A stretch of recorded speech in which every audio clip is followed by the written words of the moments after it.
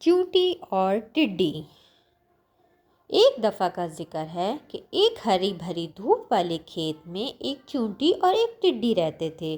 چونٹی جانتی تھی کہ اسے سخت محنت کرنی ہوگی تاکہ سردیوں کے دنوں کے لیے تیاری کر سکے، لیکن ٹڈی ایسی نہیں تھی۔ اسے صرف گانے اور ناچنے کا شوق تھا۔ وہ کبھی آنے والے کل یا خوراک اکٹھی کرنے کے بارے میں نہیں سوچتی تھی۔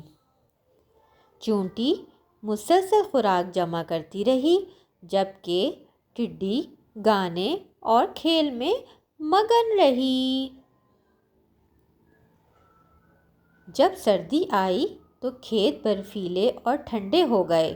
چونٹی کے گھر میں کھانے کا اچھا خاصا ذخیرہ تھا، لیکن ٹڈی کے پاس تو کچھ بھی نہیں تھا۔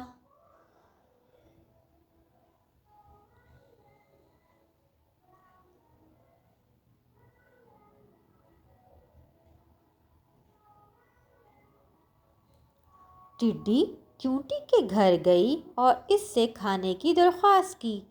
چونٹی نے مہربانی سے اپنی خوراک ٹڈی کے ساتھ بانٹ لی۔ ٹڈی بہت خوش ہوئی اور چونٹی کا شکریہ ادا کیا۔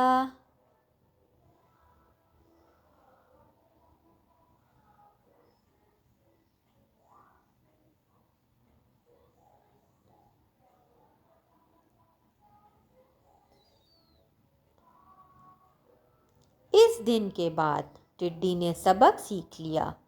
وہ بھی چونٹی کے ساتھ مل کر خوراک جمع کرنے لگی تاکہ سردیوں کے لیے تیاری کر سکے۔ یوں دونوں خوشی خوشی رہنے لگے۔